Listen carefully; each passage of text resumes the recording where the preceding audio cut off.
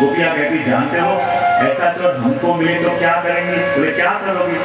और गोपियां कहती हैं उद्धव ऐसे चोर को हर को उडारे मारी।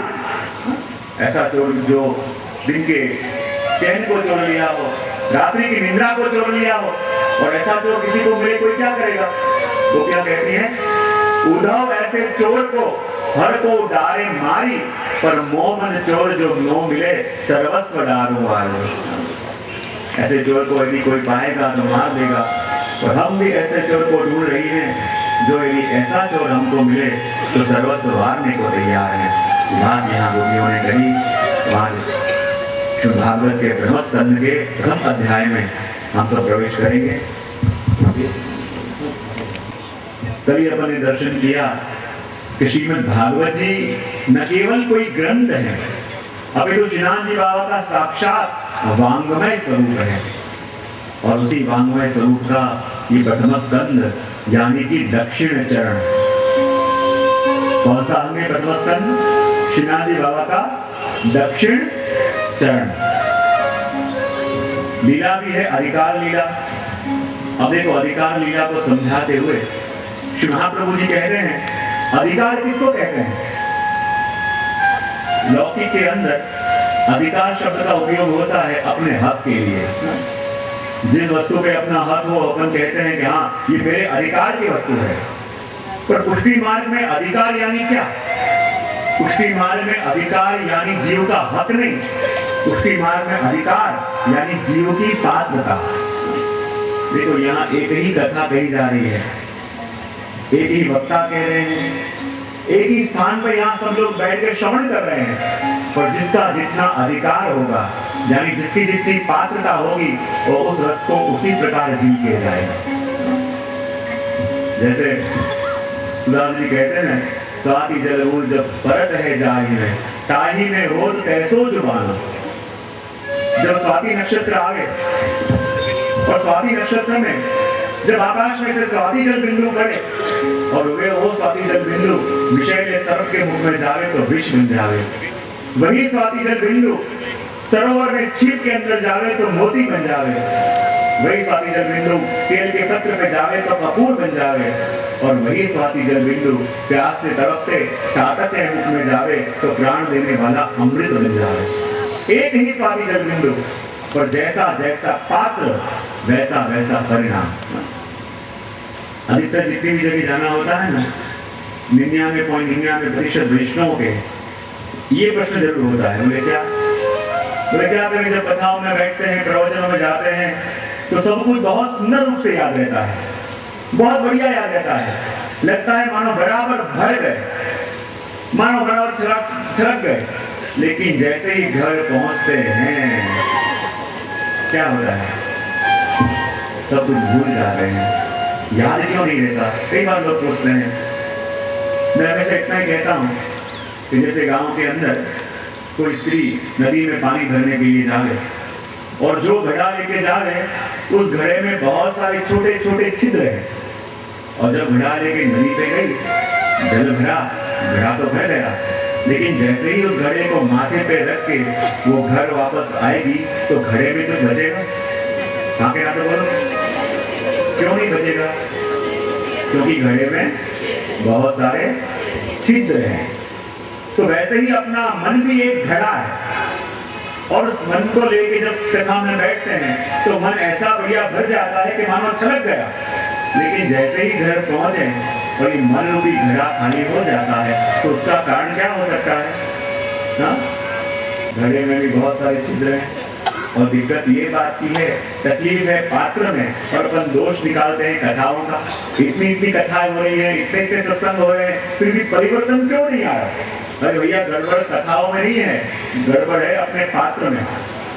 अपने पात्र ही जो फूटे हुए हों तो बरसने वाला चाहे कितना भी बरस जाए तो क्या कुछ झील पाओगे? इसलिए कह दिया अधिकार यानी पात्रता। जब पात्रता सिद्ध होगी तो सहज रूप से जो वस्तु हमको प्रभु देंगे उसको अपन अपना पाएंगे। और देखो प्रथम स्कंध है अधिकार लीला यानी श्रीनाथ जी बाबा का दक्षिण चरण। कौन सा चरण? श्री महाप्रभु जी कहते हैं पुष्टि मार्ग में हर एक वस्तु के 3 स्वरूप हैं, आदि भौतिक, आध्यात्मिक और आदि दैविक।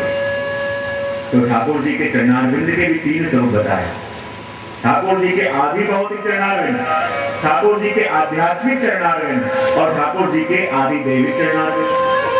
तो कहा हमारे ठाकुर जी के आदि भौतिक चरणारविंद कौन से हैं, हमारे प्रभु के आध्यात्मिक चरणारविंद कौन से हैं और हमारे प्रभु के आदि दैविक चरणारविंद कौन से हैं।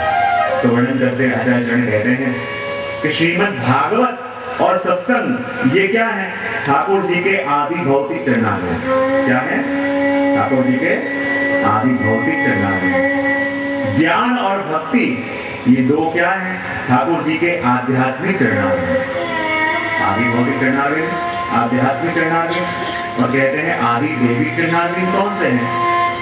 तो वर्णन करते हुए श्री महाप्रभु जी कहते हैं अपन रोज तो ठाकुर जी की सेवा करें, पर जिस दिन प्रभु की सेवा करते करते अपनी सेवा से अपने प्रभु प्रसन्न हो जाए और अपनी सेवा से प्रसन्न हुए प्रभु के चरणारविंद का जो स्पर्श अपन करें तो ठाकुर जी के आदि दैविक चरणारविंद का स्पर्श करें। जिस दिन भक्त की सेवा से प्रभु को सुख मिले, अपनी सेवा से जब ठाकुर जी प्रसन्न हो जाए और उन प्रसन्न हुए प्रभु के चरणारविंद वो आदि दैविक चरणारविंद हैं कि जिन आदि दैविक चरणारविंद का स्पर्श प्राप्त हुआ हमारे कृष्ण भट्ट को। फिर गोसाई जी ने कृष्ण भट्ट को बुलाए कि श्री जी की सेवा में भी कोई नहीं, और कृष्ण भट्ट आए, श्रीनाथ जी की खूब पहल करते, श्रीनाथ जी की सेवा करते। और जब एक दिन गोसाई जी श्रीनाथ जी को श्रृंगार धरा रहे थे और श्रृंगार धराते धराते पूछे कि बाबा ये कृष्ण भट्ट आपकी सेवा तो निकी भांति सो करे, ये कृष्ण भट्ट आपकी सेवा तो सुंदर करता है। तब प्रभु ने कही हाँ गोसाई जी, ये कृष्ण भट्ट मेरी सेवा बहुत सुंदर करे, मुझे बहुत लाड लड़ाता है, मुझे बहुत सुख देता है, फिर भी मुझे आपके पास कृष्ण भट्ट की एक फरियाद करनी है। गोसाई जी कह रहे हैं एक तो आप कह रहे हो कि आपको बहुत सुख देता है, आपकी बहुत सुंदर सेवा करता है, और दूसरी ओर कह रहे हो कि आप उसकी फरियाद करना चाहते हो, तो क्या फरियाद करनी है। बोले फरियाद यही करनी है, इतने समय से कृष्ण भट्ट मेरी सेवा कर रहा है, पर जाओ पूछो उसको जाके कि इतने समय से मेरे श्रीअंग की सेवा कर रहा है, फिर भी आज तक उसने मेरे चरण स्पर्श क्यों नहीं करे। श्रीनाथ जी को ताप हो रहा है कृष्ण भट्ट ने मेरे चरणों का स्पर्श क्यों नहीं किया। श्री गोसाई जी ने कृष्ण भट्ट को बुलाया, पूछा अरे कृष्ण भट्ट देखो श्री जी बाबा क्या कह रहे हैं, जिन चरणों की प्राप्ति के लिए बड़े बड़े देवता तरसे वो चरण तुमको सुलभ हुए, लेकिन आज तक तुमने श्री जी के चरण का स्पर्श क्यों नहीं किया। कृष्ण भट्ट के नेत्रों में अश्रु आ गए, कहने लगे कृपानाथ आप कह रहे हो कि मैंने ठाकुर जी के चरणों का स्पर्श क्यों नहीं किया, तो कृपा करके मुझे बताओ कि मेरे में और कोई माकी में फर्क है कि नहीं। गोसाई जी के क्या कहना चाहते हो। कृपानाथ आपके स्वरूप के ज्ञान के बिना तो ये माकी भी कभी उड़ती उड़ती जावे और जाके श्री जी के चरणों पर बैठ जाती है। तो प्रभु क्या ऐसे स्पर्श का कोई लाभ है कि जो स्पर्श हमको तो सुख देवे तो मेरे प्रभु को सुख न दे, ये स्पर्श क्या काम का।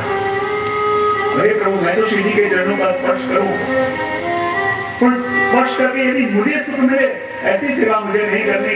मैं तो श्री जी के चरणों का स्पर्श करूं, पर तब स्पर्श करूं कि जब मैं ठाकुर जी के चरणों का स्पर्श करूं और जितना सुख मुझे मिले उससे भी अधिक सुख मेरे श्री जी को मिले, तब जाके स्पर्श करूं। गोसाई जी कहने लगे देखो प्रभु ये कृष्ण भट्ट क्या विनती कर रहा है। तब श्रीनाथ जी ने कही कि हाँ गोसाई जी आप कृष्ण भट्ट से कहो कि आके मेरे चरणों का स्पर्श करे, और मैं दावे से कहता हूँ कि जब कृष्ण भट्ट आके मेरे चरणों का स्पर्श करेगा तो जितना सुख उसे मिलता है उससे भी अधिक सुख मुझे मिलेगा। उसे कहो आके मेरे चरणों का स्पर्श करे। और जब गोसाई जी ने कही देखो कृष्ण भट्ट कैसे तुम्हारे भाग्य का उदय हो गया, स्वयं श्री जी कह रहे हैं कि आके मेरे चरणों का स्पर्श करो, और श्री जी ने आज्ञा करी कि तुम जब श्री जी के चरणों का स्पर्श करोगे और जितना सुख तुम्हें मिले उससे भी अधिक सुख हमारे श्री जी को मिलेगा, अब तो जाके लूट लो। तब कहा नहीं मैं भी गोसाई जी का सेवक हूँ, मैं भी गोसाई जी का टेकीला सेवक हूँ। आज श्री जी स्वयं आज्ञा कर रहे हैं कि आके मेरे चरणों का स्पर्श कर, पर मैं ऐसे ही चरणों का स्पर्श नहीं करूंगा। एक बानात आपके चरणों का स्पर्श तो मैं करूंगा, पर कब करूंगा जब आप अपने दोनों चरणारी ऊंचे करके मुझे स्पर्श दोगे तब। ना ये बात हुई श्रीनाथ बाबा पाठ में विराजमान हो गए और अपने दोनों चरणारी ऊंचे करके कहे आओ कृष्ण भट्ट आज इतना लूटना है लूट लो। लाते लाते आए श्री जी के चरणों को लेके कभी अपने नेत्रों पे, कभी अपने हृदय पे, कभी अपने मस्तक पे लगावे। आंखों से अश्रुधारा बहती है, अश्रुधारा से श्री जी के चरणों का प्रक्षालन कर रहे हैं। लेकिन इस समय जितना सुख कृष्ण भट्ट को मिलता है उससे भी अधिक सुख अपने श्री जी को मिल रहा है। और यही स्पर्श है ठाकुर जी के आदि दैविक चरणारविंद का स्पर्श।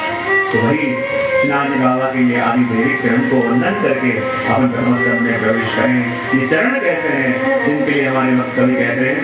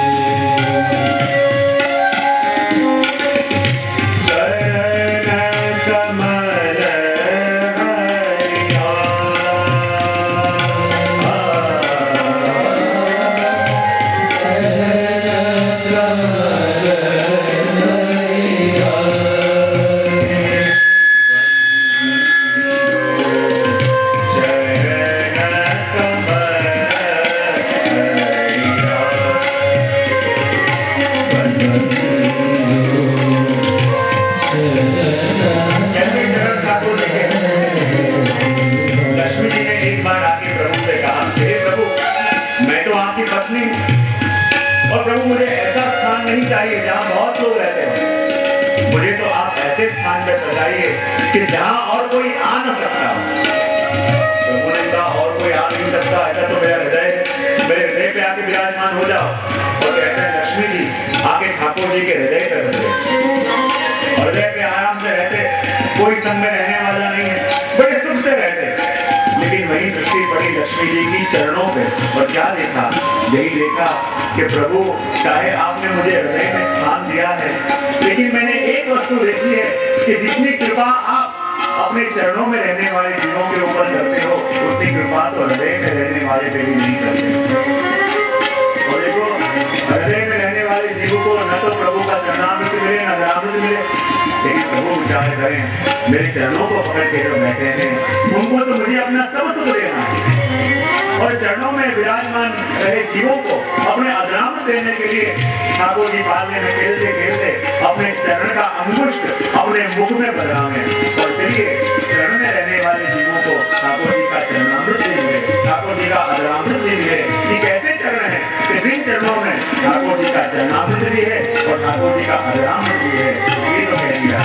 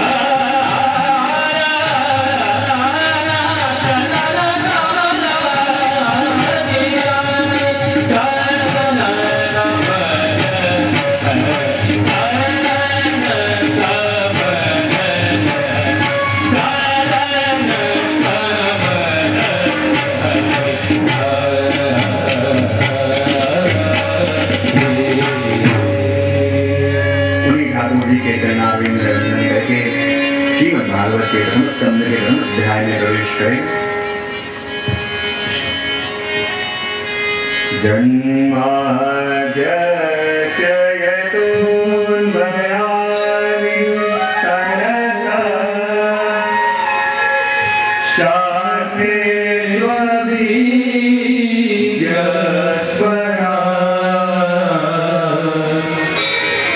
तेरे ब्रह्महृदाय आदि कवये भूयन्ति सूरयः तेजो वारिमृदां यथा विनिमयो यत्र त्रिसर्गो मृषा धाम्ना स्वेन सदा निरस्तकुहकम् सत्यं परं धीमहि सत्यं परं धीमहि सत्यं परं धीमहि।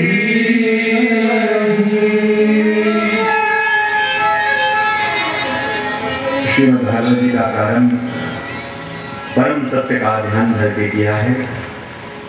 भागवत जी का संक्षिप्त परिचय आपको मैं दे दूं तो भागवत जी के अंदर कुल कितने स्कंद हैं? 12। बहुत सुंदर। कितने श्लोक हैं? कितने? बहुत सुंदर। कितने अध्याय हैं? बहुत कथाएं सुन रखी है आपने। देखो, श्रीमद् भागवत जी का संक्षिप्त परिचय आपको दे दूं तो ऐसे शायद याद रहे कि न रहे, पर किसी चिंतक ने एक बहुत सुंदर वस्तु ढूंढ निकाली कि इस कलिकाल के अंदर इंसान को सबसे जल्दी और सरलता से याद क्या रहता है, तो कहा लोगों के टेलीफोन नंबर। क्या? तो ठाकुर जी का एक हॉटलाइन नंबर मैं आपको दे दूं जिस रूट पे कभी भी लाइन बिजी नहीं मिलेगी आपको। नंबर क्या है? 1233518। क्या? 1233518। क्या है? 1233518। बोले एक बार। अरे वाह, देखो कितना अच्छा अक्षर जुड़ा। सबसे जल्दी फोन नंबर याद रहते हैं। ये ठाकुर जी का हॉटलाइन नंबर है। इस लाइन पे आप कभी भी प्रभु को ट्राई करेंगे, कभी भी लाइन बिजी नहीं मिलेगी। आपको लगेगा कि फोन नंबर तो आपने दे दिया, तो पता नहीं वहाँ एसटीडी चलता हो, आईएसडी चलता हो, कोड नंबर तो दिया नहीं। बोले कोड नंबर कोई है? बोले वो भी है। बोले कोड नंबर क्या है? तो कहते हैं 576। क्या है? बहुत सुंदर। अभी फोन नंबर क्या है? सबसे पहले 12, यानी भागवत जी के अंदर 12 स्कंद। 335 यानी भागवत जी के अंदर 335 अध्याय। 18 यानी भागवत जी के अंदर 18,000 श्लोक। और 576 यानी भागवत जी के अंदर 5,76,000 अक्षर। यह है श्रीमद् भागवत जी का परिचय। अब देखो, अपन कहते हैं कि भागवत जी के अंदर श्लोक कितने हैं? कितने हैं? कितने श्लोक है भागवत जी में? 18,000। कितने हैं? अब किसने गिने? यहाँ बैठे बैठे गिना है कि सुना है? बहुत सुनो। 18,000 श्लोक हैं, ऐसे अपन ने गिना नहीं है पर सुना है। तो श्रीमद् भागवत जी के श्लोकों की गणना की भी एक विशिष्ट पद्धति है।